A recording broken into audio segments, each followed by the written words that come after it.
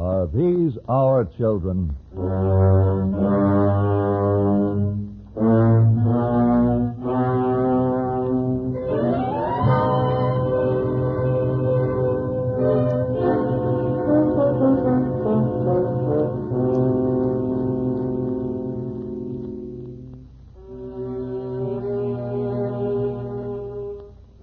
From its San Francisco studios, the American Broadcasting Company presents Are These Our Children? Half-hour dramatizations of actual case histories taken from the files of juvenile delinquency court.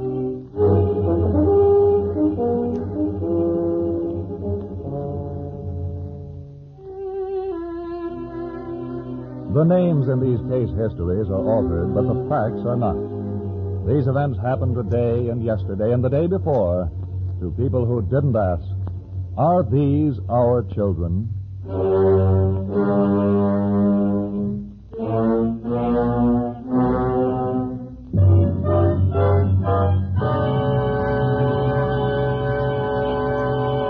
The file on today's case is marked Edith Hayes. The roots of it, or of others like it, may be found in your city, your neighborhood, your home. For her tragedy is based upon a common attitude, bigotry.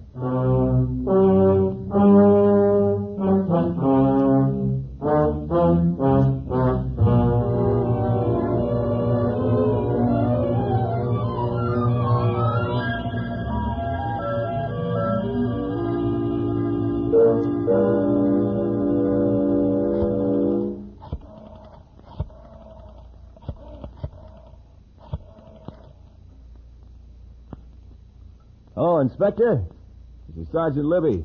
Yeah, I hate to bother you at this time of night, but I got something that may be hot. I don't quite know, but a young dame just wandered in. She may be a lead in all these car thefts. Yeah, she says she's one of these local clouters for a big syndicate and wants to give herself up. Huh? No, name's Edith Hayes, and she's never been in before. Of course, Inspector, she isn't really a bad girl, she says. She didn't know what she was getting into. Yeah, if I had a buck for every time I heard that. Anyway, we're stuck with her, innocence and all. If you want to come down, I guess we better dig into her story. From the looks of her, it ought to be good reading.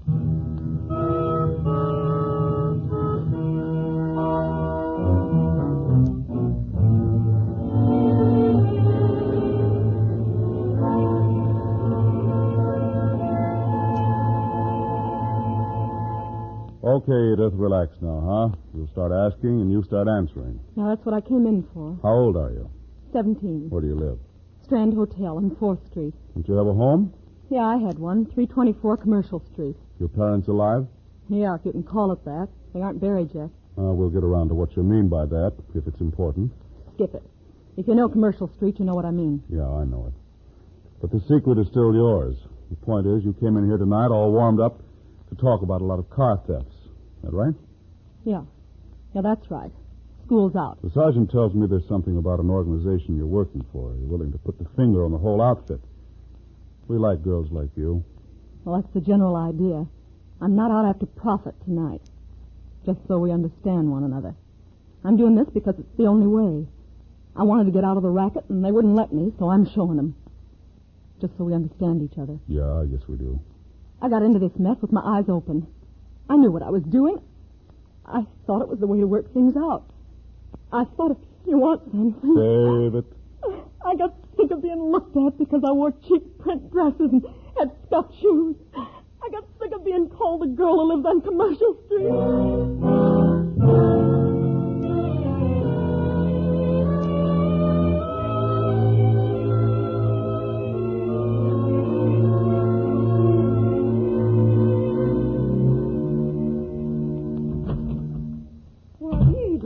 Hello, Mom.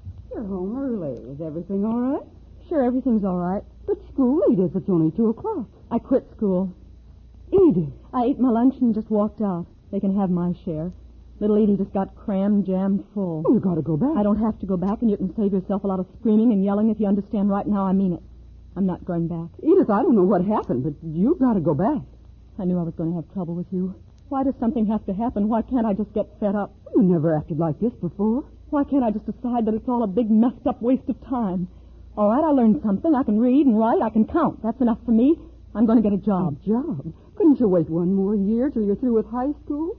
Your pa and me, we planned everything so you could finish high school. Mom, you and Pa are going to keep needling and needling until you get yourself hurt. So I guess it might as well be now as later.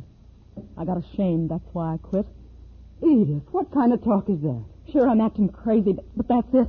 I'm ashamed of everything, and you don't get it, do you? I never heard of anybody talking like this before. Sure, because I'm crazy, that's why. Ashamed of my shoes and my clothes and you and Pa and this house and me. That's why I quit. Edith, don't talk like that. You wanted to know, didn't you? And you still don't get it, because you've been here so long you don't know anything different. All you know is sending Pa to work in the morning and waiting for him at night and talking over the back fence to our kind of people. Edith! I used to feel sorry for you, but I was wrong. That's the way it ought to be. Edith, for a daughter to talk like this. You wanted to know, didn't you? Maybe you went through it, too. You never said, but I'm not going to anymore. If I have to be the poor girl from Commercial Street, I'm going to stay on Commercial Street or do something about it. Do you understand what I mean, Mom? I don't know, Edith. I think you do. You know, I'm not beefing about you and Pa. We always did the best we could. I know you did, and I did, too. I've been sitting next to a girl. We've been together all the way through from 2nd to 3rd grade. We used to play together and walk part way home together. But you ought to see us now. The princess and the tramp. Edith, you can't talk like that anymore. Talking about the dances she and the rest of them go to and their new clothes and permanent waves. Well, that's all right, but I heard her talking about me today, and that isn't... Don't pay no attention, Pay no Edith. attention. Well, there's going to be a party at the English class at her house. And you know what she said? Don't pay no attention. I heard her. She said, oh, we can't ask her. She just wouldn't fit. Well, she's right. I'm not trying to fit. Let him talk. That don't hurt us. Not anymore. It doesn't hurt us. Because little Edie isn't going to be there for him to talk about. Little Edie's going to stay on her own side of the street from now on. Little Edie knows where she fits.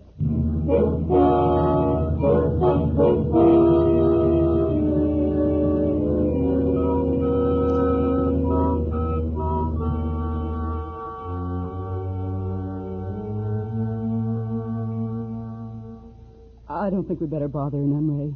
We better just let her have her own way. It don't make no sense to me. We skimp and save ever since we had her to get her through school.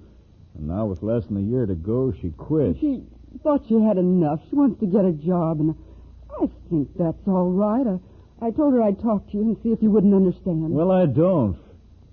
Where is she now? I don't know. She went downtown to a show or something. She ate before you come home. Yeah, I suppose we'll have all that now. Chasing every night. Ray, I don't think you got any need to worry. Edith's a level-headed girl, and she'll get a job and work hard at it. Well, I hope you're right. But it don't sound very level-headed to me to up and quit school all of a sudden one afternoon. You're sure she ain't in trouble? Why, trouble? What in the world give you that idea? I told you, it don't make sense. Yes, it does, Ray, and please just leave her alone. She'll be all right, but just leave her alone, Ray. She's got to work things out.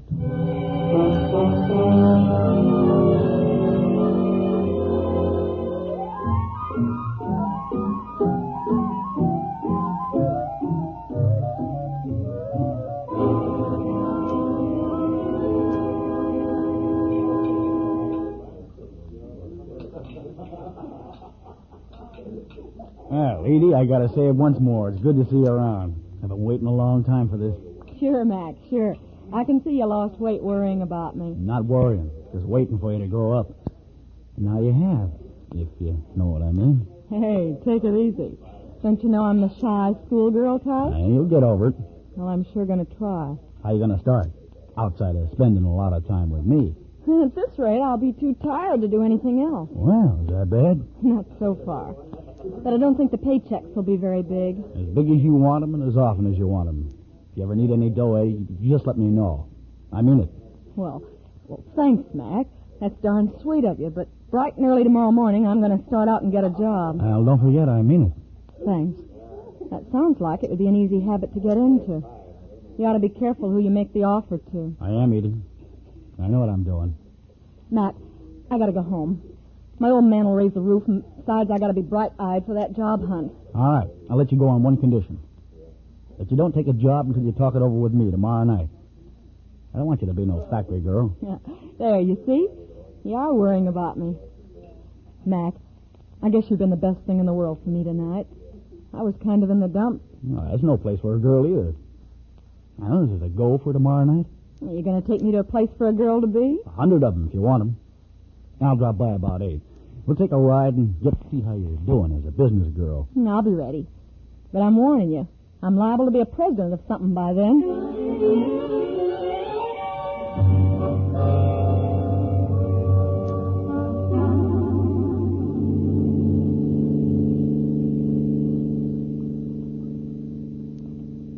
I walked, I'm telling you. I never knew I could walk so much. And then about 3:30, I went into this dime store and got the job. Huh?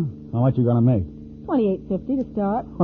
Well, if that ain't a fortune. Well, you don't have to live on it. As if I could. Don't be a sucker, Edie. I'm not being a sucker. That'll buy me some clothes. At least I'll be able to look people in the eye. I thought you said you were sick of being a poor girl. I said I got sick of being the poor girl in school. If I'm around other girls that are making $28.50 a week, well, that's all right. At least I'll fit. It's a funny way to look at it. Well, that's the way I do look at it. Well, then you're being a sucker. If all you want out of life is $28.50 a week, then I give you credit for more sense than you got. You'll get old quick that way. I didn't see any crowds waiting to offer me any more. You won't get any more in a dime store. How'd you like $100 a day? What kind of hop are you on? I just asked you a question. $100 a day. And what if I would like it? Then what? Does that make me a standout in the crowd? Well, if you're smart, you'll make it. It sounds crazy to me, Mac. I don't get it. I don't know what you got in your mind, but you brought it up, so why don't you spill it? Yeah. Wait till I pull off the road.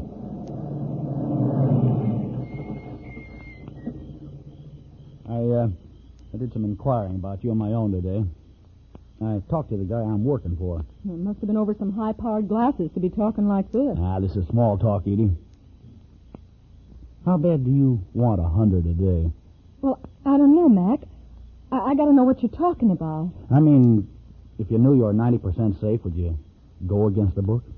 Knowing these dumb cops around here, would you work against them? No, I haven't got any friends on the force, I guess. What would I have to do? You'd work with me, Edie. You and me working together. And to show you how safe it is, I've been in the business for almost a year and a half. I never even come close to the law. It's duller than a dime store would be, but 2 bills a day. I never heard of so much money. Like I said, it's small talk, Edie. There's more. That's what I meant when I called you a sucker for throwing your hat in the air for that $28.50. I wasn't throwing my hat. I was All right. You were going to put yourself into a harness like the rest of the plugs from outside of town. Don't want to be poor girls, but they settle for peanuts. That ain't for you, Edie. Well, I guess that's as far as I was looking. Just my own side of the street. Who tells you which side is yours? For some dough, you name it yourself. Only call it an avenue. Does that make sense? Yeah, it sure does, Mac. It's behind the whole thing. I've been on the wrong side of that money fence all my life. Sure, I was too. You don't have to tell me any more, Mac. I'll go along with you. Little Edie's looking for a place to fit, and so far the avenue sounds good to me. You won't go wrong, Edie.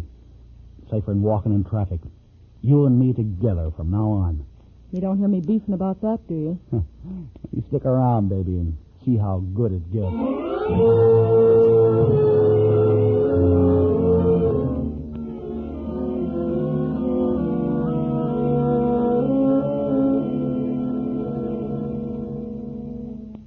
Carson, this is the girl I was talking about.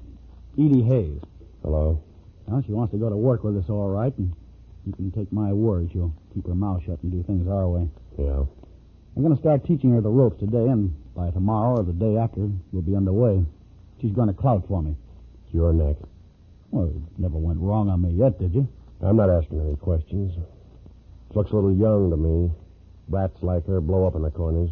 But you know the score. No, Edie grew up young. She'll be all right. Yeah, like I said, it's your neck. Keep her out of the corners.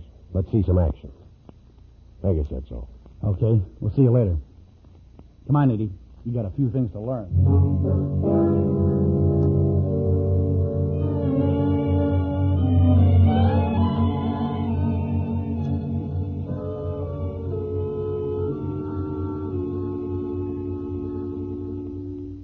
They're in big business, Edie. It's one of the biggest hot car syndicates in the country. It's run as careful as a bank. They got offices like Carson's in all the big cities in 7 states. Well, aren't any of the big shots friendlier than him? None of them are smarter, and that's what counts. And we got guys in garages all over town, and all they do is make duplicate keys for every decent-looking car that comes in. They give me the keys and the name of the owners, and then I check them through the phone book and start casing the cars. And that's where you come in. Mac, just take care of me, that's all. Don't point me wrong. Well, you gotta quit worrying, Edie. You'll go nuts if you got nerves. Now, look, I case a car 2 or 3 days, sometimes a week before we touch it. I know when the owner parks it and when he picks it up. We play it careful as a bank, I tell you. You know I wouldn't take any chances with you, don't you? Yeah, I know it, Mac. Sure you do. I'll give you the easiest ones all the way through. You got the keys. All you have to do is get in, drive a few blocks, and turn it over to another guy who'll get it out of sight. I'll be all right, Mac. Honest, I will. Hey, you aren't telling me nothing. I know you will. Wait till those bills start rolling in. $50 a pickup, and I'll promise you 2 a day. Baby, you'll really be all right then.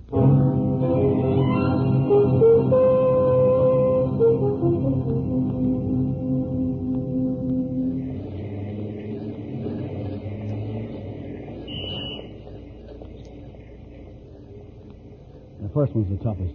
This is really a cinch. Just 1 block down from here on the same side of the street. Second car from the corner. It's a dark green Plymouth sedan. Are you set? Sure. I gotta start someplace. There's not a thing to worry about. Belongs to a guy that works in the back office of the building across the street. When he goes in, he stays in. Just start thinking right now that it's your car and walk up to it that way. The doors will be locked, but here's the key. Yeah. Yeah, I got everything, including some shakes. Yeah, I had them too the first time. Go ahead, baby. Get your feet wet. I'll be waiting for you. We'll calm you down when you get back. Okay, Mac. Here goes little Edie, heading for the avenue.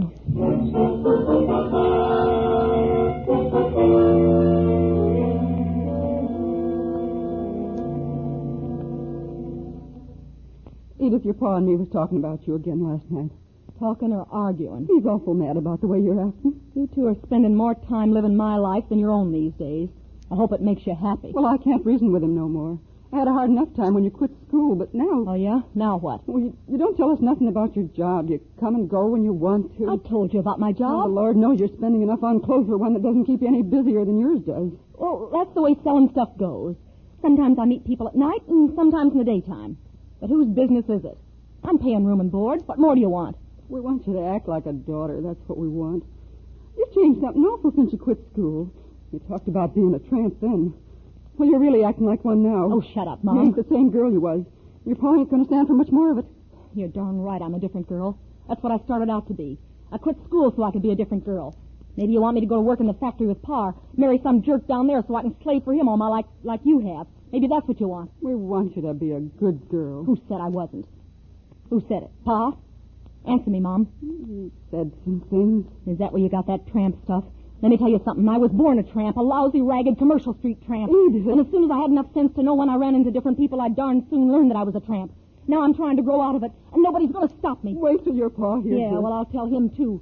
You just don't know enough to see what people think of you. Well, I've had enough. You can take this shack and the torn linoleum and the dingy lace curtains. I'm moving out.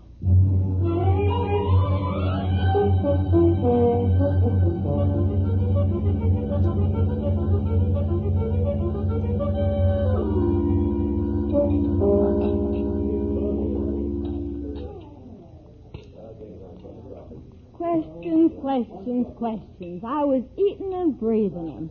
So I told her what she could do with them. Sure, Edie. It's better that way. They just got on my nerves, that's all. Can't figure how I want to live my own life. I like it this way, don't you, Mac? Sure, Edie, sure. We'd better go. I like it this way. How long we been together now, Mac? About 3 weeks, a little over. Sure seems like a long time, doesn't it? We've been making a lot of money because I'm a good partner, huh, Mac? Yeah, but don't let it go to your head. Take it easy and don't talk about dough so much, will you? Come on, we gotta go. The boss will be waiting for us. Oh, what do we have to go up there for, Mac? What's the matter with staying here? Sure. When the boss wants you to come over, it's a good idea to go. You like to make money, don't you? Oh, sure I do. Then get smart. If he wants to be friendly, play along. Come on. You can get some fresh air on the way up.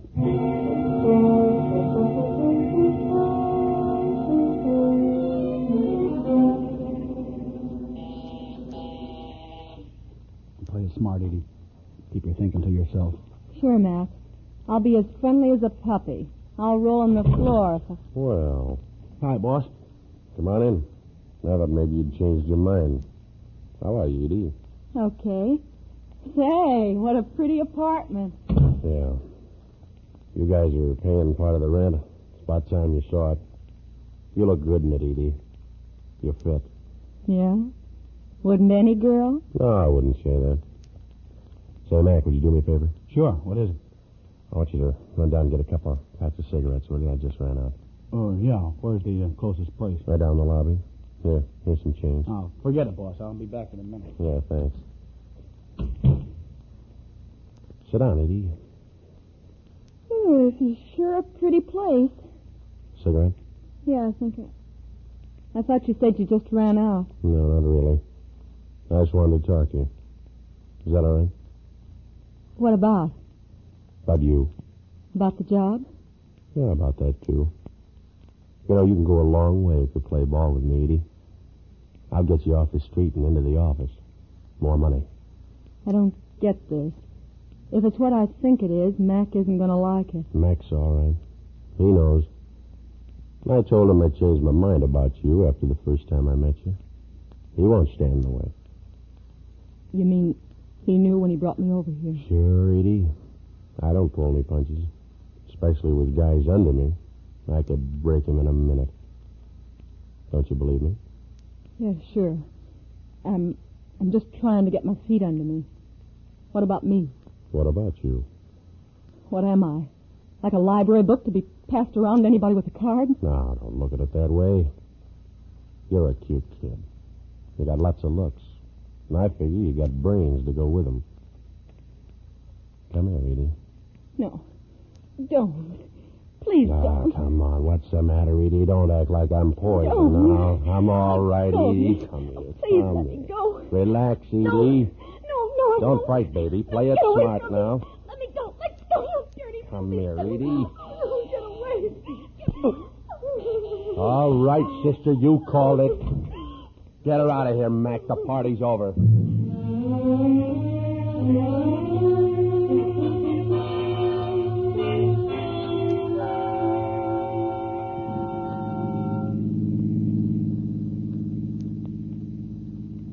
And you said you knew.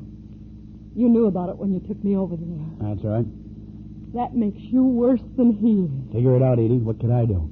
You're afraid of him. You're yellow. What kind of people you think you're mixed up with? Bridge players? Ain't no guy to monkey around with if you like living. You played it stupid. Now I don't know what's going to happen.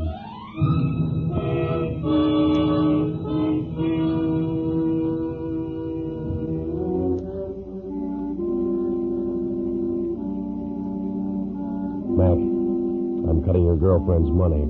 I'm cutting her from $50 a pickup to $15. Tell her, will you? Yeah, I'll tell her. Guess she didn't have the brains I gave her credit for. Well, forget that. Tell her. Let me know how she takes it. Let me know right away what she says. You understand? Yeah, I think I do, boss.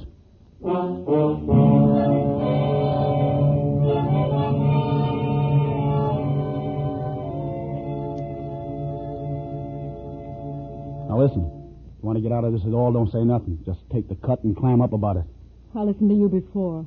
Your talking doesn't weigh much now. I'm trying to help you. You can forget it. I'm getting out. That's where you're wrong. You don't quit business like this. There's $1 million tied up in this syndicate. They don't figure one little dame worth nothing, I'm telling you. What are you telling me? That you'll never get away. They can't have anybody roaming around the country that knows as much as you do. They'll find you wherever you go, and they'll get rid of you. That's what I'm telling you. They'll have to do some looking then. I got my ticket. You're playing it stupid again, Edie. But I'll give you one more break. I got to go back and tell Carson how you took this. 'Cause you're yellow. No. Because if I didn't, I'd be on the lam with you, and I know better. I'm just telling you. Don't waste no time. Get out of here fast. Don't worry about little Edie. She's got everything all worked out. I'm not out after profit tonight.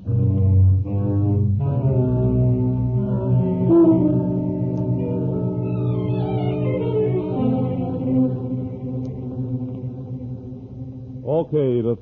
That'll be enough for tonight. You'll have to go through this story again in the morning when we can get somebody to take it down. I guess you won't mind, huh? I guess it'll make a lot of difference if I do, huh? Sure, I'll tell it once an hour, just so there's a payoff. When are you going to go after him? You are eager, aren't you? Sure. I was born eager. I want to be in the same courtroom with him. I want to see that Casanova squirm. I want to get this all settled. After that, I guess I'll be ready for arrest. All right, Sergeant. Take her away.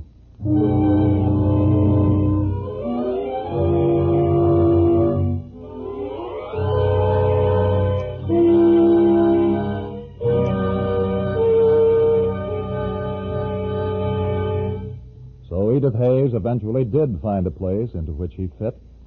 Not a haven of luxury and regained pride such as her dreamed-of avenue, but a place on the roster of a detention home, a position in the great sisterhood of others like her who turned against society. We've told you the story. To review the case, we have here in the studio Mr. George Osowski, Chief Probation Officer of San Francisco's Juvenile Court. Mr. Osowski. Thank you. I have reviewed the case of Edith Hayes thoroughly. To my mind, her story is not yet complete. She had reached a point in her path from which there was no turning. She had burned all her bridges, broken every shred of connection between herself and her family, and turned against her criminal associates for revenge. Edith Hayes will be released from the detention home next year. Between now and that time, the juvenile court authorities in her city are faced with the problem of healing the almost incurable fracture between Edith and her family, or finding some other place in society from which she may start a free life again. In which direction she will go is a moot question. With proper guidance, she could be led to good, useful citizenship. Face to face once more with the criminally inclined, she could just as easily move toward another appearance on the police blotter. Simply put, the original cause for Edith's brief and tragic escapade was snobbery, class distinction. At the most receptive age in a girl's life, she was made to feel inferior because of her economic station in the community. She was scorned and shamed by those who were more fortunately placed on that scale. The reaction is the same against any type of prejudice, hatred and the desire for superiority. Many communities, realizing the importance of this class distinction in regard to juvenile delinquency, are attempting to do something about it through coordinating councils which are established to keep an accurate survey of the juveniles in the various economic brackets, and to bring about better understanding between them by organizing social and recreational activities that include young people from every level. But no council alone can cure the disease of snobbery. It must be attacked originally in every home, every kitchen, every living room, for snobbery is acquired with age. Among 7- and 8-year-old children, class distinction is no problem. Where, then, does it gain its importance? When is it accepted as a philosophy? One of the interviews in the file on Edith Hayes brings out this point and its result quite clearly and brutally.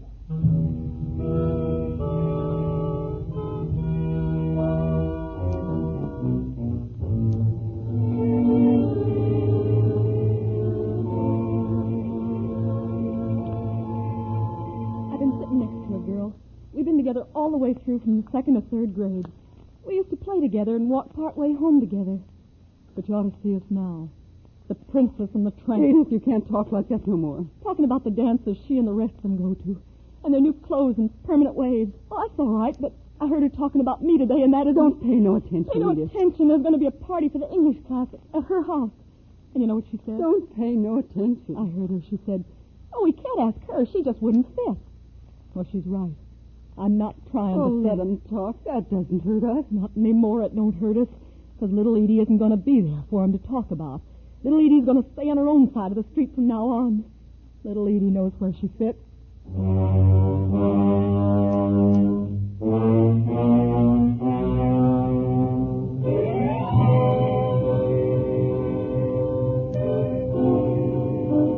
We invite you to listen again next week to Are These Our Children? Another dramatized case history from the files of Juvenile Delinquency Court. That's 7 days away. 7 days to ask, Are these our children? The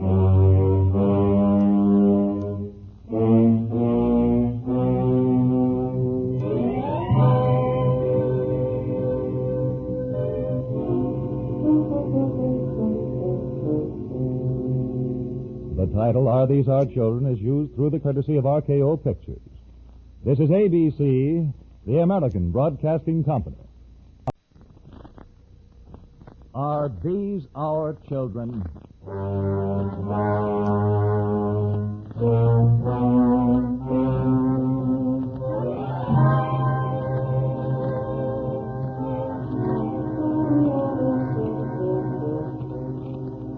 The American Broadcasting Company presents Are These Our Children? Half-hour dramatizations of actual case histories taken from the files of juvenile delinquency courts. The names in these case histories are altered, but the facts are not. These events happened today, and yesterday, and the day before to people who did not ask, Are these our children?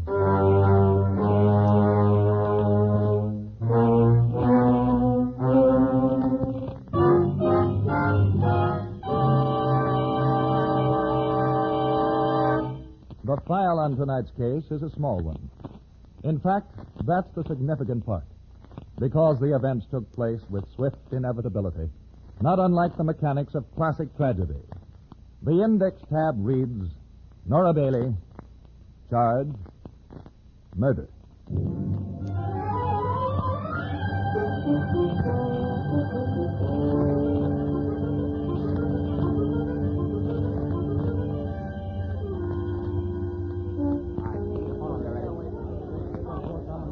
Hello, Jim.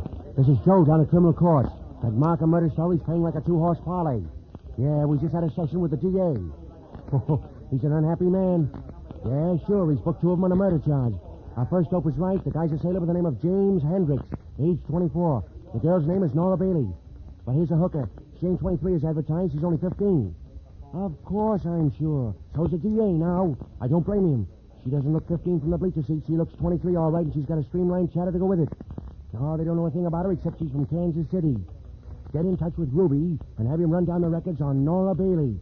That's right, Nora Bailey, daughter of Frank and Myrtle Bailey. And you might warn him, it ain't going to be a sweet story because little Nora's been through the mill. Yes, sir, little Nora's been through the mill.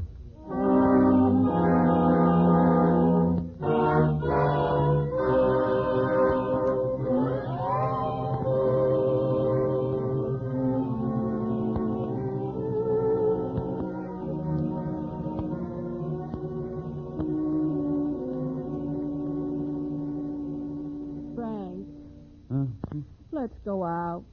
I said let's go out. I'm sick of hanging around the house. Oh, stop it, Myrtle. It's too late to go out. You know that. It wasn't when I first mentioned it. Well, was it? Stop reading that paper. That's all you do all night, read the paper. You never talk to me. Huh? Well, do you? Do I what? What am I supposed to do every night while you read the paper? I don't know, Myrtle. What do other women do? Their husbands take them out, that's what. Well, not every night. If they did, the streets would be jammed. You going to start reading that paper again? Yes, is that a crime? When are you going to finish? I don't know, Myrtle. I haven't the slightest idea. That's a funny answer to a question. It's after 11. Nora should be home. Well, shouldn't she? Shouldn't she what? Shouldn't she be home? Stop pretending you don't hear me. All right. Yes, she should be home. Why don't you speak to her then? I will. When? When she gets here, I can't speak to her now, can I? You don't have to shout. She won't pay any attention to me. You're her stepfather, practically her father. Practically, but not quite. I'm her stepfather, but I'm not her father. I don't see the difference. There's a big difference. You let her wander around the streets. Do something about it instead of being bored with life. No wonder the probation authorities picked her up, wandering around like a little bum. You be careful, Frank. Well, isn't she? You leave Nora out of this. You drag her in. Well, you leave her alone. That's what I've been trying to do. No wonder she doesn't like you. How could she with you screaming at me? You don't care what happens to her. She's your dish, not mine, Myrtle. She came with a package. What an awful thing to say. All right, so I've said it. Stop bothering me with it. You keep her in line. What do you mean, keep her in line? Just what I said. Keep her in line. Keep her away from every stray sailor that comes along. You shut up. I'll shut up when I'm ready. You asked for this. Get out of here. Get out of this room, you pig. Go on, you pig. Get out.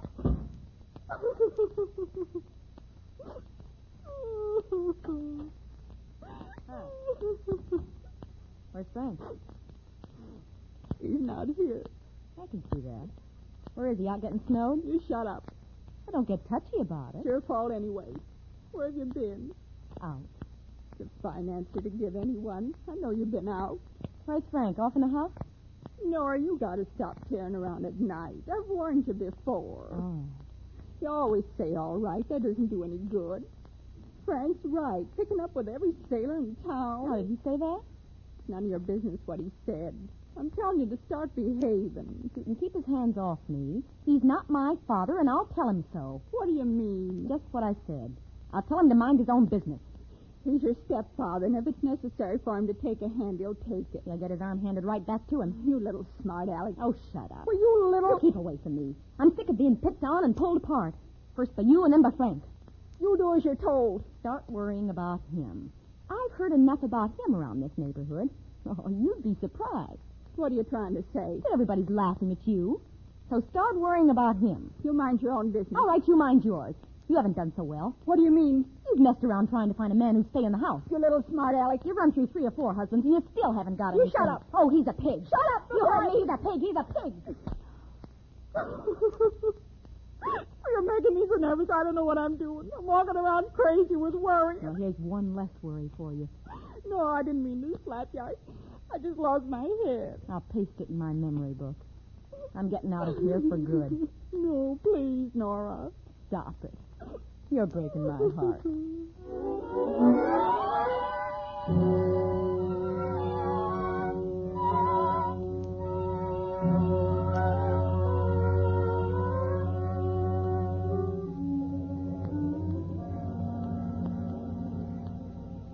Give me a ticket to Seattle. Round trip? No, one way. That's $18.50. When does the bus leave? Which one? I got a ticket to Seattle, so of course I'm asking about the bus to Key West. There's a lot of buses out to Seattle. Depends on which one. The next one. That's the one I'm asking about. Not for 3 hours. You'll have to wait, I guess. The waiting room's in there. Keep an eye open or you'll miss the bus. Don't worry. I never miss the bus, mister. Never.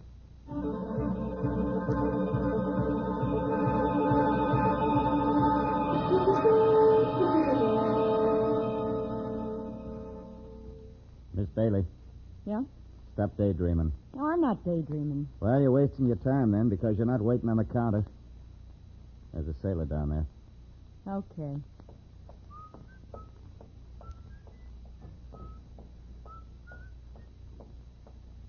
What do you have, sailor?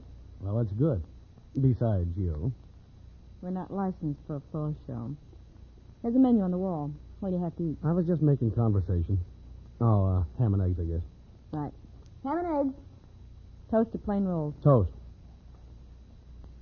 You're new here, aren't you? If this is a build-up, forget it. I just wondered. Yeah, I thought you were new here. Yeah, I am. Came last week from Kansas City. Yeah, I thought so. Buddy and I noticed you in here the other day. I always eat here. You see us? Boy, are you stuck on yourself. Well, we're in here lots, that's all. My buddy thinks you're cute.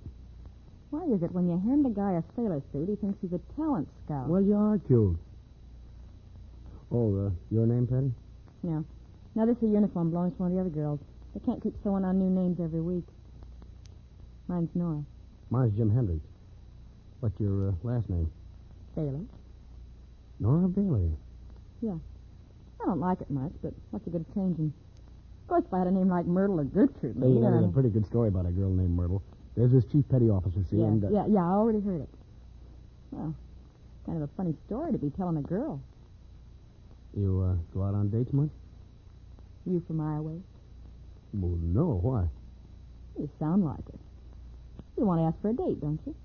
Yeah, I guess so. I thought so. That's why I said you was from Iowa. Yeah, how about it? Do I look like I go out with everyone who comes in here and orders ham and eggs? We haven't even been introduced or anything. When does that ever happen? Only when you're a debutante or something. I'm just asking you out, like asking, do you want to buy a shirt or do you want to see a movie? That's simple enough. Sure. Anybody was to know you came in and asked me out, and I just went out like that. Without ever knowing you. I don't know I'd be all right. You don't. Any more than when you cross the street. You might get hit by a car. I just asked you out. If you don't want to go, all right. If you do, all right. It ain't a career with me. All right. But remember, you're just taking me out on a date. You ain't selling any real estate. Don't build yourself up. Sure, baby. It's just like a box of Cracker Jacks. You can't ever tell. You can't ever tell.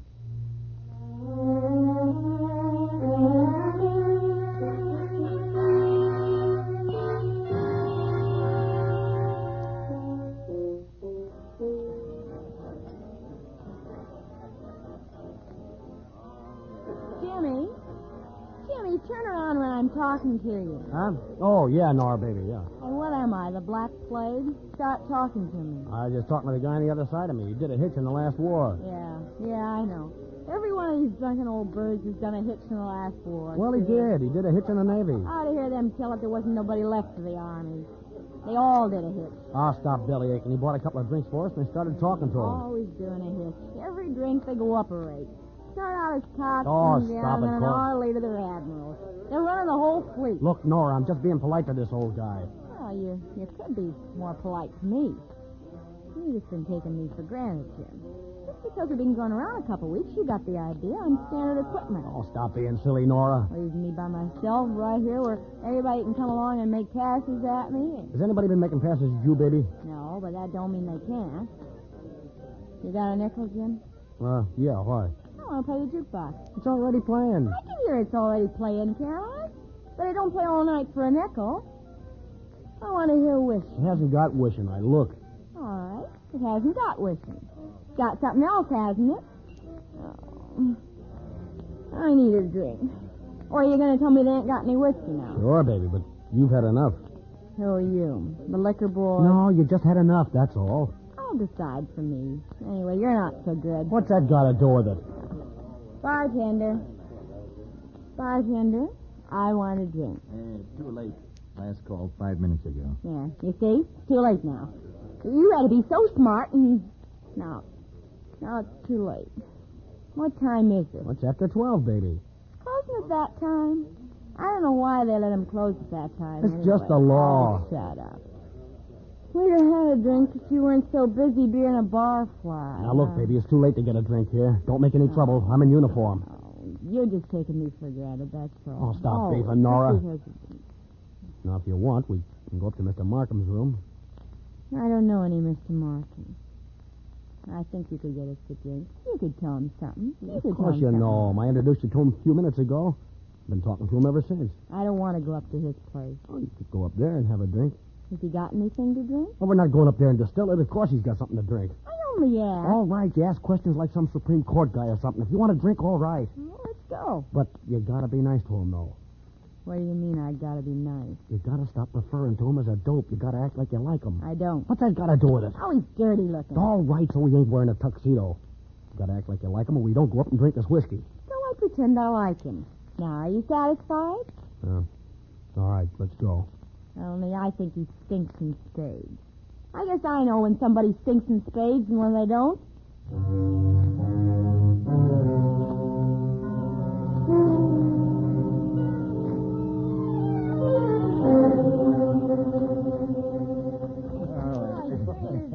Just a second till I get the light on. Yeah, go ahead.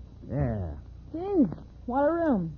What do? Rent it out to buffaloes, Mr. Markham? Yeah, I guess this kind of messy. I don't get a chance to clean up much. Oh, so it's not the Waldorf. It's good enough for a little party. Sure, just grab a chair. I'll get some drinks. Boy, what a hole. Keep still, Nora. He'll hear you. Boy, if this is an apartment, I'm a brain surgeon. What do you want, water or ginger ale? Ginger ale. I want water. Oh, what's the difference? Make them all the same. I don't see where you get your independence. I want water. I don't see where you get your independence. Here, I fixed one with water. Oh, thanks. Yeah, thanks. Here we go. How about some records? Some good jazz stuff. And I'm going to pick something to eat. Got any eggs? We don't want anything to eat. Oh, sure, we got a good kitchen out there. With some eggs, we can prepare for the winter. There's eggs out there, but the bacon's no good. Now, I'll get things started then. I don't know why he wants to eat. I think that's a crazy idea. How about some records? You like Jelly Roll Morton? I never heard of him. I got some Jelly Roll Morton. Hey, Jim, how'd you like to hear some Jelly Roll Morton? Sure, he's pretty good. What else you got? I got most all of them. You're going to like this. I never even heard of him. You must have heard. I know who I heard of. And Jelly Roll Morton ain't one of them. Listen.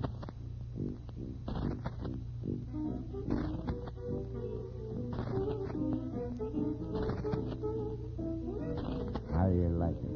I think he stinks. Oh, he's good. One of the best. He stinks and saves. Want to dance? To that? Sure. What do you say? No. All right. He's good, ain't he?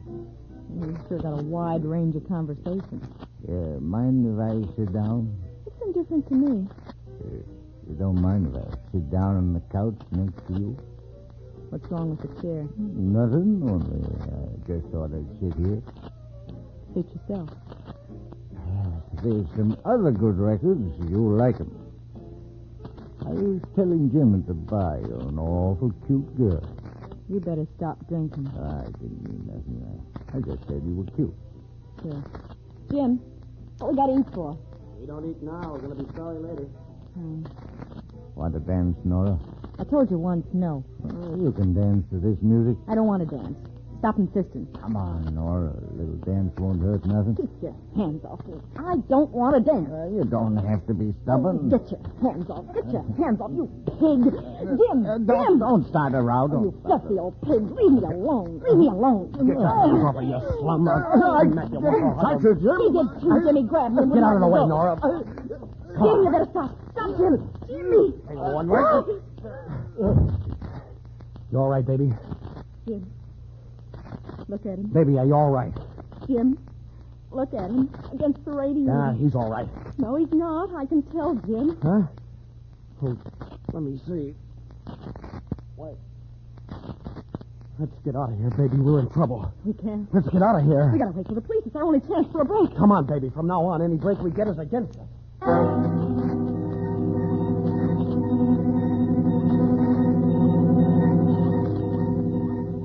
Police, Southern California.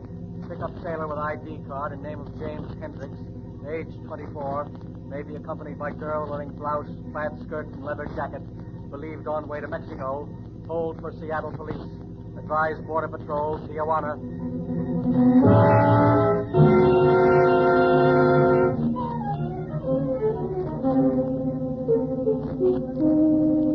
Two tickets, please. Tijuana? Yeah. Save your money, lady. Huh? What do you want? You. They picked up the other half of the team 5 minutes ago. What are you talking about? We got your boyfriend when he walked across the street. What do you want? You're just popular, that's all. Seattle wants you for money.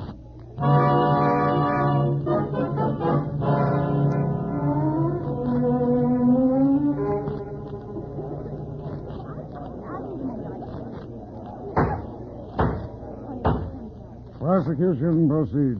To retrace your testimony, you definitely did not rush from the kitchen with a blunt instrument? No, I just came running in when Nora screamed. Are you sure there was no instrument? Yes, I just hit him, that's all. Are you sure? Yes. How? How can you be sure? I remember. Isn't that enough? I remember. You hit him and his head struck the radiator. Yes. You saw it strike the Well, radiator. it must have. But you didn't see it. No. How do you know it did? Oh, he was laying over there. It must have.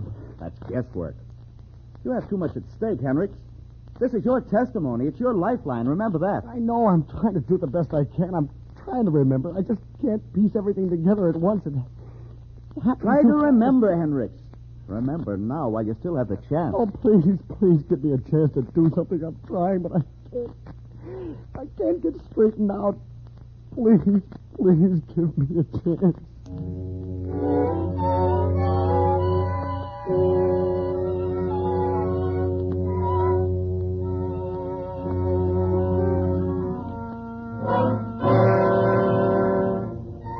Of course, I didn't like him. He was a pig. Why did you go up to the apartment then? To get a drink.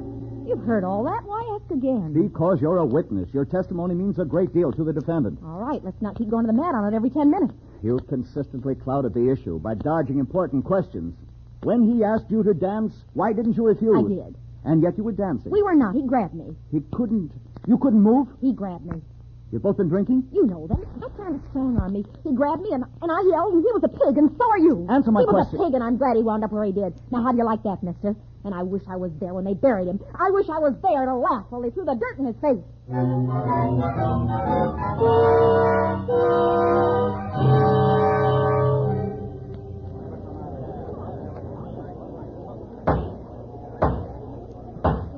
The verdict in the trial of the state versus James Hendricks, charge of first-degree murder, not guilty.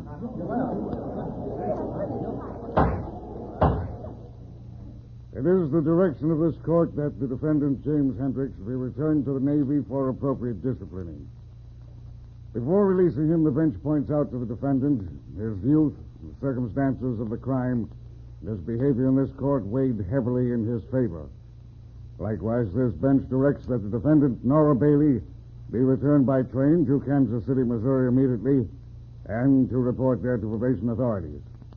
The court also observes that her behavior at the trial and the events leading up to the trial are a grievous threat to the moral order of the community. She was a witness rather than a defendant by capricious fact. She was a minor and therefore not under the jurisdiction of this court.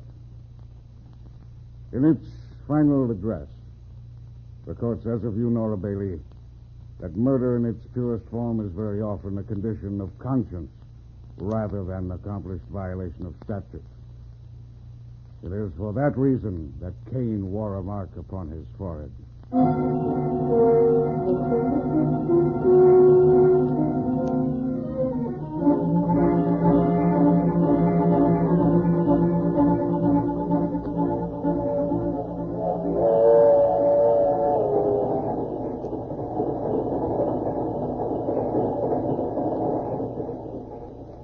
Anybody sitting here?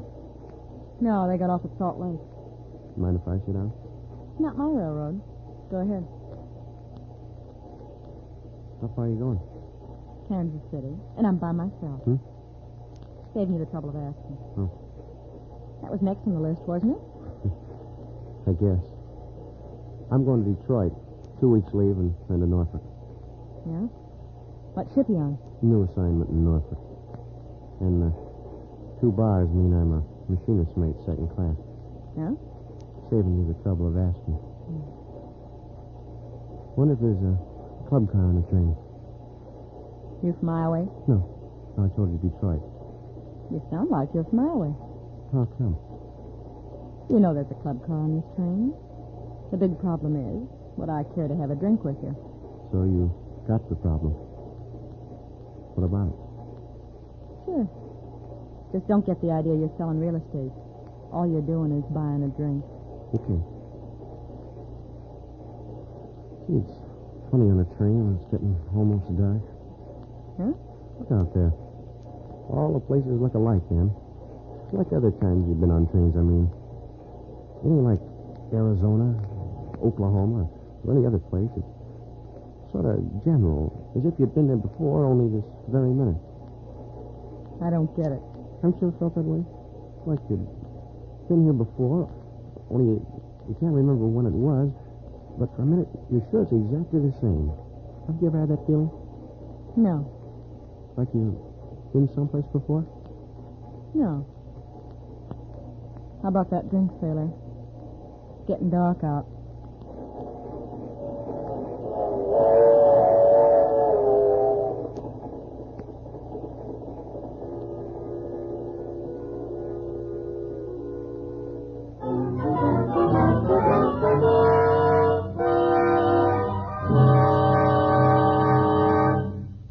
Well, Nora Bailey's on her way home.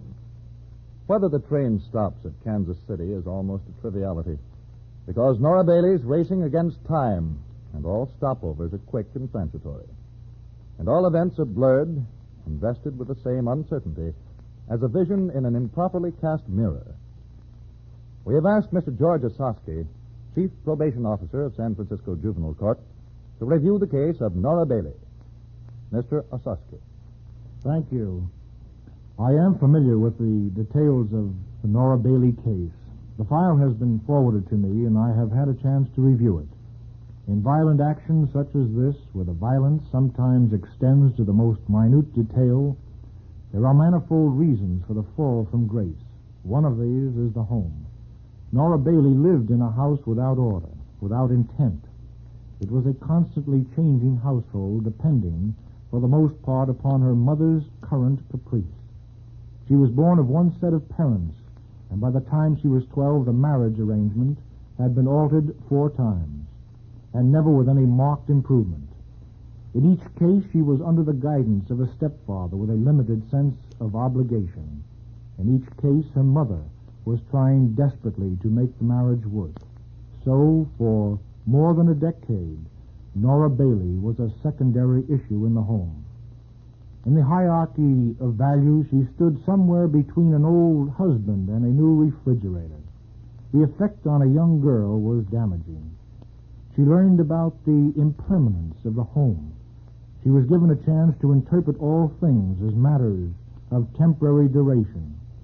There was no law in the home. There was only a rule of thumb. Do whatever seems expedient. It is not strange that Nora Bailey came to regard organized society in the same way. The law of pragmatic survival. Do whatever seems good for you at the moment. Whatever is expedient. And for one split second in her life, murder seemed expedient to Nora Bailey. Of course, it is presumptuous to lay all the blame here, but it is reasonable to assume that her home life was a contributing factor of real importance, because law begins in the home. And without law, without a norm for the conduct of human affairs, there is only grief. To some degree, that is what happened to Nora Bailey. Turning to the law at that late stage is like a plant long out of season, turning to the sun for nourishment.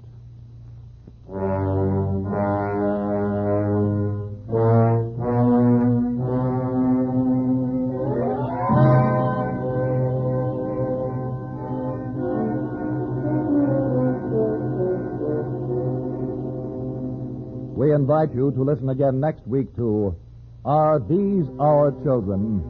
Another dramatized case history from the files of Juvenile Delinquency Court.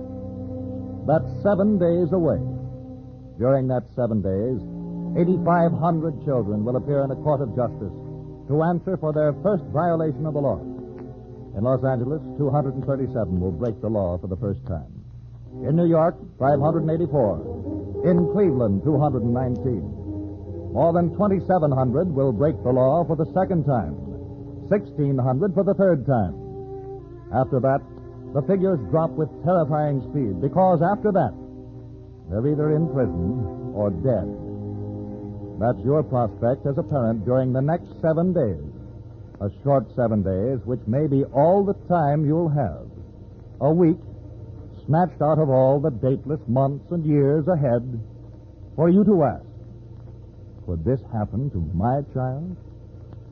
Well, it might.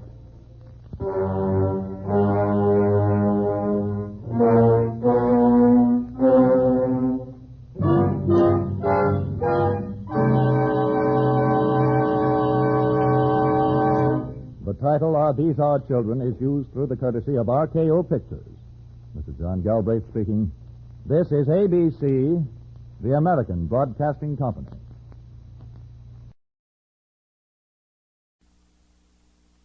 Are these our children?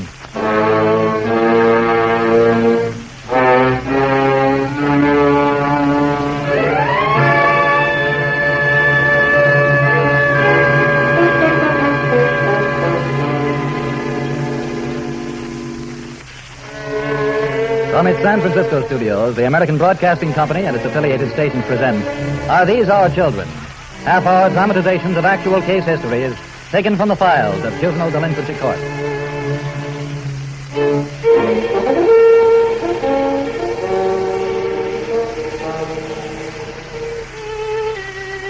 The names of these case histories are altered, but the facts are not. These events occurred today and yesterday and the day before to people who didn't ask. Are these our children?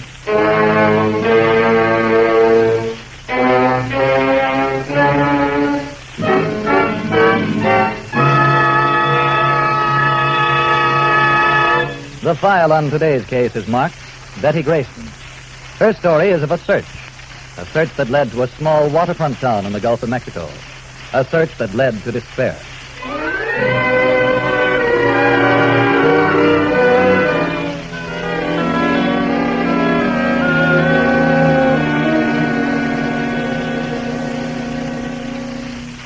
You probably didn't read about it in the papers. It was a small item, a filler for the inside pages.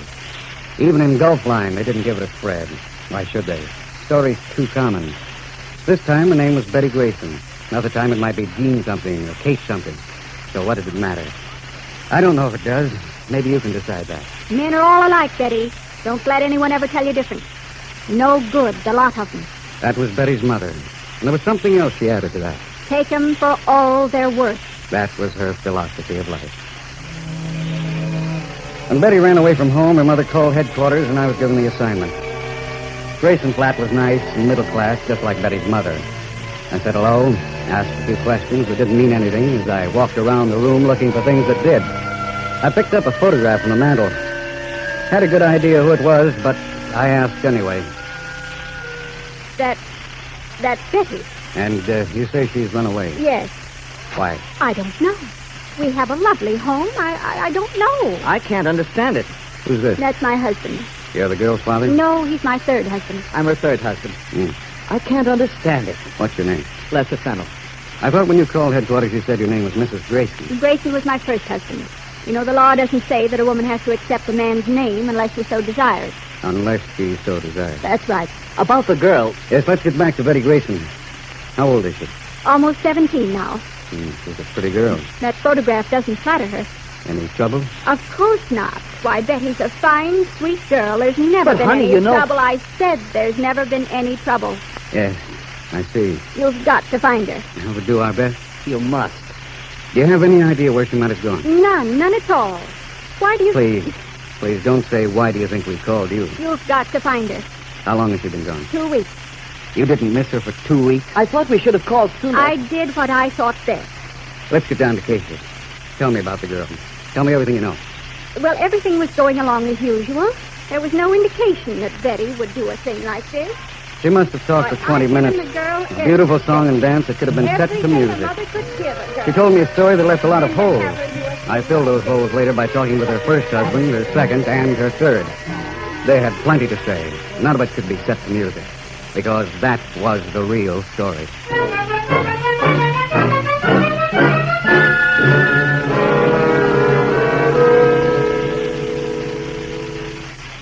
Mom, why can't I go out with Denny? I don't like the boy. But he... I think I'm a better judge of character than you, Betty. You'll just have to abide by my decision. Why not let the girl have a good time? She's old enough. Remember, Dave, you're just living here until our divorce becomes final. Pardon me. But, Mom, all the other girls... Yes, and look at the trouble they caused their parents. Was he going to do anything wrong? Well, I'm going to see to it that you don't get the chance. Oh, for the love of... Watch your language. Remember whose house you're in. If I remember right, it belongs to a guy named Greyson. Don't you mention that man's name in front of my daughter. You must have put on a good act, Reno. You got everything the guy had but his back teeth. That's enough. I'll say it's enough. You won't get anything out of me, woman. You've gone through my bank account twice already. Shut up. Boy, if I could get a hotel room somewhere. What did you say? I said... I'm sorry, Betty. I'm sorry for you. That's a fine example of a man for you. I've always liked him. Married me for my money. The money Daddy left you? I deserved every nickel I got. The life that man led me. I've been talking with a lady down the block that knew Daddy, and she said... That Lulu Atkinson? Well, yes. Things that went on between that woman and your father. I don't want to talk about it. Maybe someday when you're older... He always stops and talks to me. Probably wants to know what's going on up here, now that her source of information's been cut off. Then I can't go out with Denny? No. That's all I wanted to know.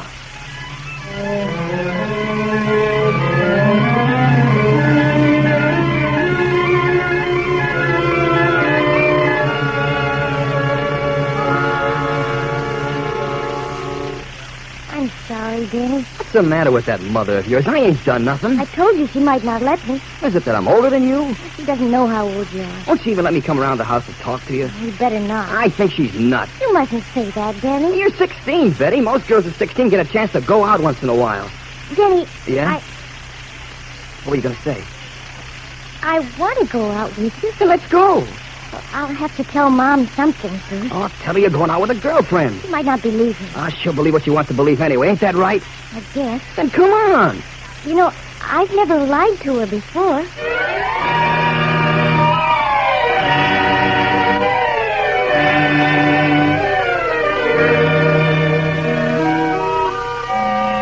You say you want to go out tonight with your girlfriend? Yes, with Janice. Well, there's no harm in that. Okay, then. I'll see you. Wait a minute, Betty. Yes? I want to talk to you a minute. All right. I don't want you to misunderstand me, Betty. I've had a hard life. Your father, Greyson, I married beneath me. Can you understand what that means? I was young then. I didn't know any better. But I don't want you to make my mistakes. Men are all alike, Betty. Don't let anyone ever tell you different. No good, the lot of them. I married again because everyone expected it of me, said I was too young not to. And, too, they said you should have the influence of a father. But they're no good, Betty. They'll take a woman for everything she's got and then leave her flat. To me, that means only one thing. Don't let them get away with it. Take them first. Take them for all they're worth. Don't ever forget that. I won't.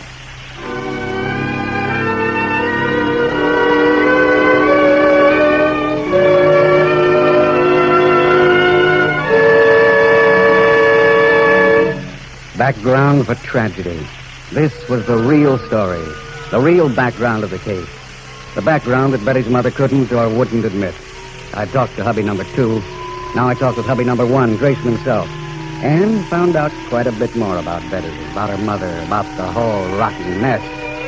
I learned more about the series of events that were leading Betty Greyson slowly, inexorably toward that small town on the Gulf of Mexico. The small town known as Gulf Line.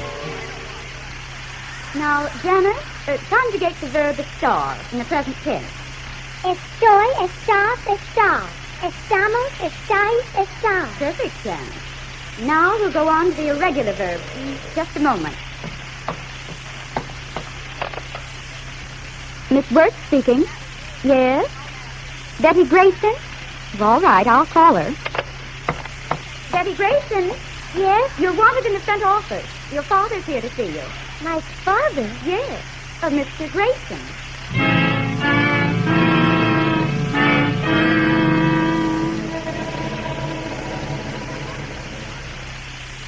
Are you my... I'm your father. Mom never told me. She never told you that I was in this part of the country? Well, she never talked about you much. Oh, I imagine she had a little to say about me, but I didn't come here to talk about that. Does she know you're here? I should hope not. She'd probably get a court order restraining me from seeing you. But, Betty, I don't want to talk about your mother. She is your mother, and I don't want to say anything against her. I just wanted to see you. We used to have your picture at our house. I remember it. But that was a long time ago. Yeah, a long time ago. Look, Betty, I stayed away as long as I could, like... Well, anyway, you must be 16 now. You're big enough to know your own mind. I had to see you. I've always wanted to know you. I brought you something. You did? Oh, not much. I don't know much about such things. What girls like. You didn't need to. I wanted to give you something. You see, I've never had much chance to before. Sometimes at Christmas I'd buy something and almost send it, but I didn't want to cause you any trouble. Daddy. That sounds awfully good to me, Betty. Oh, what is it? Not much. I don't know if you like it. Why, I didn't know much about what girls like. Bath salt. Bubble bath. The girl at the drugstore said girls like bubble bath. Oh, it's wonderful. There's something else in there. Oh? A little silver chain. I don't know if it's silver, but I thought it was pretty. Oh, it's beautiful. There's something on the back. From Dad. with love. I hope I can see you from time to time now. I want to see you, too. Well, I hate to ask you this, but I don't think you'd better tell your mother. I know. I won't.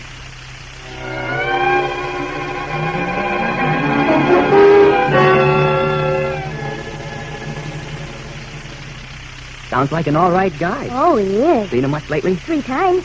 We went to the park on Saturday afternoon and a picture show on Thursday. So when did the old lady let you get out of the house?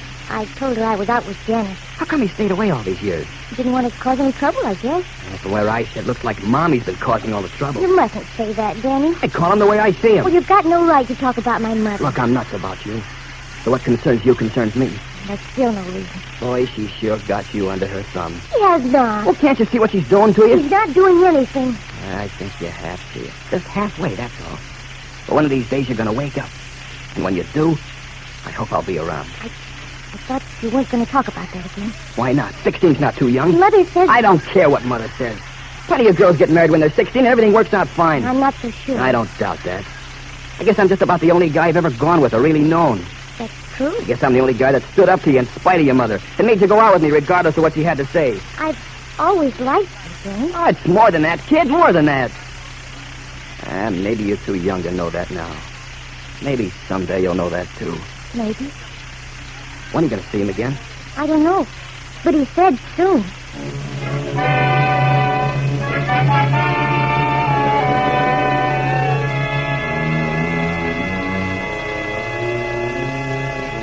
Where have you been, Betty? Out. I know that. But where?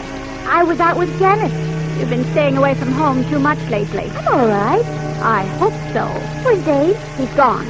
Gone? Our divorce became final yesterday. He left last night. Didn't he even say goodbye? I sent him packing. I wish I could have said goodbye. Oh, Lester, come in here. Yes, dear. What is it? Betty, I want you to know Lester Fennell.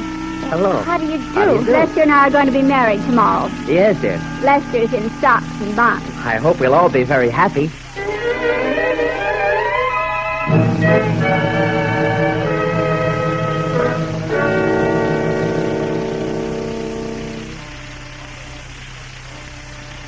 I'll get it, Lester. All right, dear. Why, hello, Janice. Hello, Mrs. Fennell. Where's Betty? Where's Betty? But I thought Betty was going to the movies with you, Janice.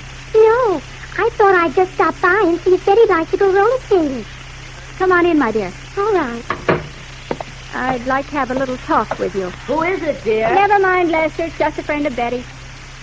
Sit down, Janice. All right. Are you sure that you and Betty didn't have a date to go to the movies tonight? Oh, no, Mrs. Fennell.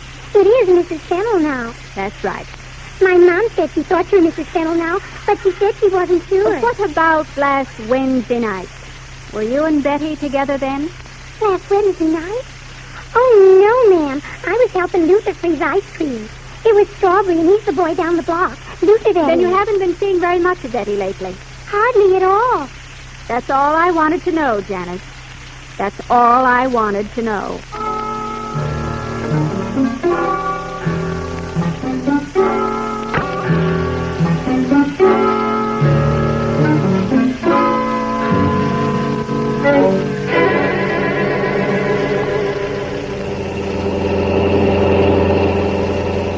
Want to go home now, Betty? I guess. Sure? It's getting late. When are we going to get married? Now, you promised me you wouldn't talk about that anymore. So I'm impetuous. I don't want you to be unhappy. Then marry me and make me happy. But I'm only in the 10th grade. So I never passed the 7, so what? We'd better be getting home. Okay, Betty. But you've got a standing offer. Remember that.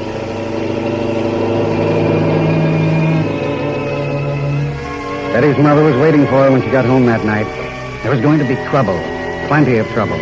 More than either of them realized at the time. But what happened fell into the pattern of things and brought the girl a little nearer to Gulf Line. I've been waiting for you, young lady. Come in here and tell me where you've been. What do you mean? You know exactly what I mean, young woman. I was out to the show. With Janice? Yes, with Janice. What would you say if I told you that Janice was here tonight? What? I thought so. You haven't anything to say. What could you say when I catch you in a lie like this? Please, Mom. So now it's please, Mom. What deviltry have you been up to? I went to a show, all right? But with a boy, isn't that it? Yes. Haven't I told you about men? Haven't I tried to protect you? I was all right. Don't lie to me. Well, I was all right. How many nights have you been out like this? How many times have you been running loose at night after you telling me that you were going out with Janet? I haven't been out very much. That's what happens to a mother that sacrifices everything for her daughter. Lies and more lies. Deceit and more deceit. I never wanted to lie to you. I'm expected to believe that. I sacrificed the best years of my life to you, and this is the reward I get. Can't you leave me alone? Leave you alone, is it? I'm going to do more than that. Come here. No. I'll give you a lesson you'll remember the next time you go out with one of your men. Come here.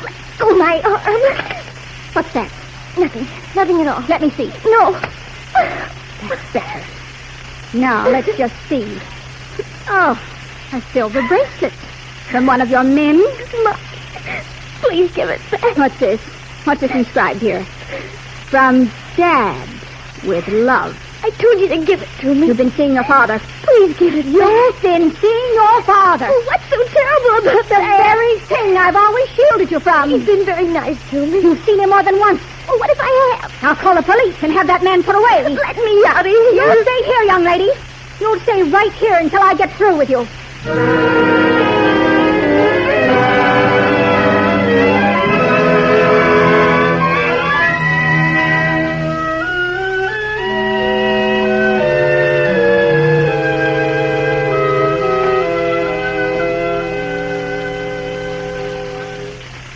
So that's the way it was. I didn't want to tell you. I'm glad you did, Betty. I'm glad you did. I don't think she can do anything. Perhaps not. I don't know.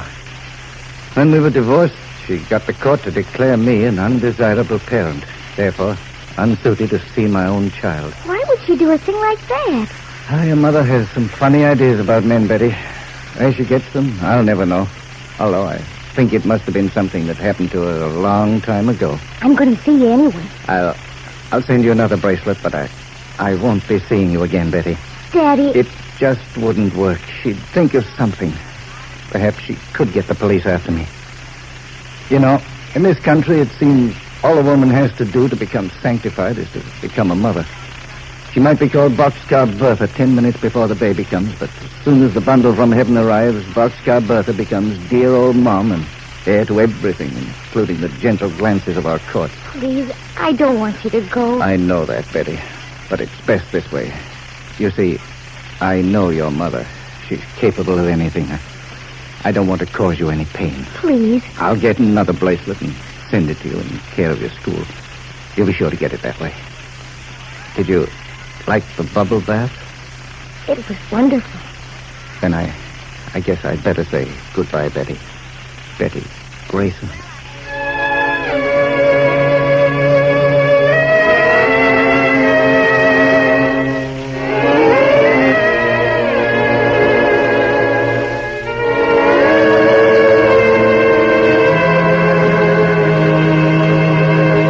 Hey, now, this is kind of sudden, kid. Well, do you still want to marry me or not? Sure I do. You know that. Well, then let's go. Hey, now, what brought all this on? Does it matter? Well, not to me it doesn't, but I'm worried about you. That's just the trouble. Everyone seems to be worried about me. Let me worry about myself for a change. Are you sure you want to get hitched? I do, if we can get away from this town. Nothing I'd like better than that.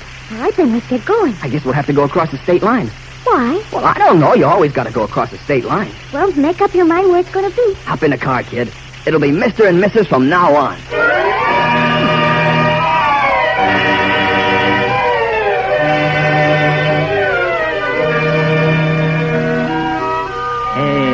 How old you say you was, ma'am?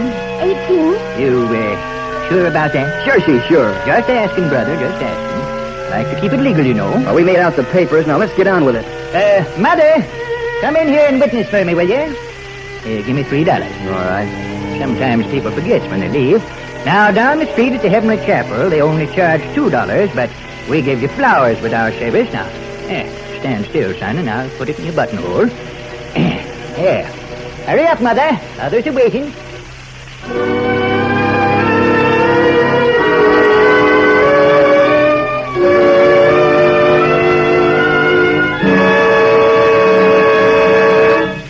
Look at this letter. Just look at it. What's it say? She's married. Married. Who's married? Betty. Oh, no. Must be her father's influence. Does it say where she is? There's a postmark. And don't think I've lost any time because I haven't. What are you going to do? I'll just get that little marriage annulled so fast they won't have time to say Niagara Falls.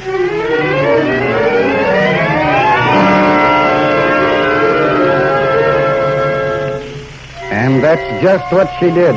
She used the postmark as a direction finder and sent the state police looking for the girl and her new husband. They were found all right, and since the girl was underage and since the papers were falsified, the marriage was annulled. And Betty was brought back home. I've since talked to several people who witnessed the courtroom hearings. They say that Betty never took her eyes off Denny. From what they could read in her eyes, it looked to them like she never wanted to take her eyes off of him.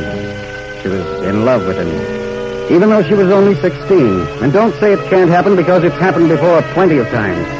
But the annulment went through without a hitch, and Betty was brought back home. But not for long. Not for long. Did you read this, dear? Yes. Isn't it terrible? It's all according to your point of view. You shouldn't talk like that. Aren't you going to tell the girl? Why should I tell Betty? Tell me what? What aren't you going to tell me? Well, Quiet, Lester. I can't help it. Betty's got to know. Lester? Betty, you mustn't feel too badly about this. It might have been an accident. Let me see that paper. Young man recently involved in local court proceedings in Dennis Daniels. Car over cliff. Drunk driving. He's dead. Dennis dead. You see, Lester? I told you not to tell her. Now she's upset. I could kill you. There's no need for you to look at me like this. What I did to help you. If that young man couldn't... Come back here. Betty! Aren't you going after her? She won't get very far. But... Don't worry. She'll be back. But she didn't come back. The local papers made a juvenile delinquency case out of it. Adolescent girl married, runs away. They played up the story of her lying to stay out at night with her boyfriend. I guess Betty's mother thought she could keep all this out of the papers and out of my ears just by withholding the truth. But it didn't work out that way. It never does. So I started searching. I contacted all cities of any consequence within a 500-mile radius and gave their police departments Betty Greyson's description. But no one had seen her. 1 month went by, 2, and 3, and before long it had been 6 months since Betty had left home. And she'd left home without a dime. Then along in August, I got one reply. This you, Inspector? That's right. You've been looking for this girl. What's her name? Betty Greyson. I think I got a lead for you. Good. Where? I think she passed through here about 3 days ago. There was a little trouble at one of the bars down along the waterfront. This girl was with a couple of guys. They wouldn't pay for their drinks. They kicked up a ruckus. You didn't stop them? Couldn't. They evidently moved on up to the highway and got a ride into the next town. About 60 miles over. Are you sure it's Betty Greyson? It looks like it from the description the barkeep gave me. Small, fine features, dark brown hair, about 5'3", young. Could be her. What's the name of the town they were heading towards? Gulfline. 10 hours later, I was in the town of Gulfline. Hot, humid. A working town with a few rusty Gulf steamers, the only skyline the town had. Since my call head said she'd been in a bar, I thought it was a good idea to look in a few myself. I did, and I found her. I don't like to tell you in what condition I found her, but I have to because you may have a daughter and might like to know. I saw her and stood watching. There were 3 guys flipping coins. Yeah, how about it, dear? So you're a winner. You know what my mom always told me? Said men are no good. Take them for all they got. You got $10, sailor?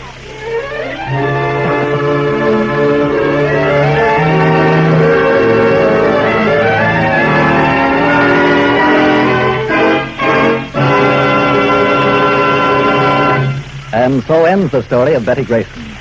Betty Greyson was taken from the custody of her mother and stepfather and placed in detention until she regained her health, both in body and mind. She was then placed with foster parents. With us in our studios today to discuss the dramatization you have just heard is Mr. Henry W. Cole of the Young Men's Christian Association. Mr. Cole. Thank you. The problem of juvenile delinquency is one that covers more ground than possibly be surveyed during 1 half-hour program. Today we have but touched on one aspect of the problem. Betty Greyson could rightfully be called a juvenile delinquent. But why? Why was she a delinquent? That is the important point that we hope we have brought out in today's dramatization. In Betty's case, we saw a mother who had a fixation about men, warped the life of her daughter so that it will take years, yes, perhaps a lifetime, to wipe away the memory. Today's case, shows only one major cause of delinquency, along with several minor ones. To lick this problem, parents should first look to themselves. Find out if they are fit to guide the destiny of their children. Sometimes this is a difficult thing to do. But honest appraisal of oneself as a parent might well save many years of regret where children are concerned.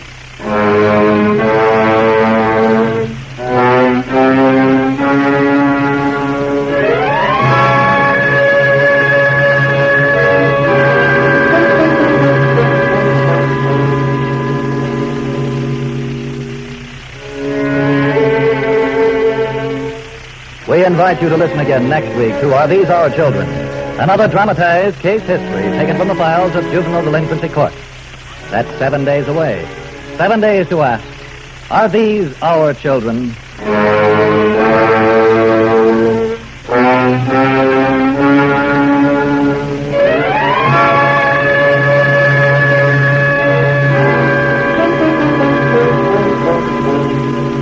Are These Our Children is dramatized and directed by Gilbert Thomas.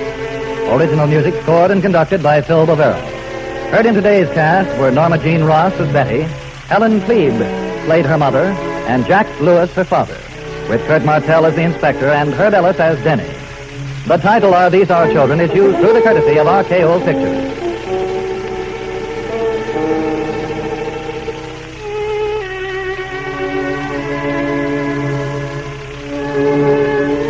John Galbraith speaking. This is ABC, the American Broadcasting Company.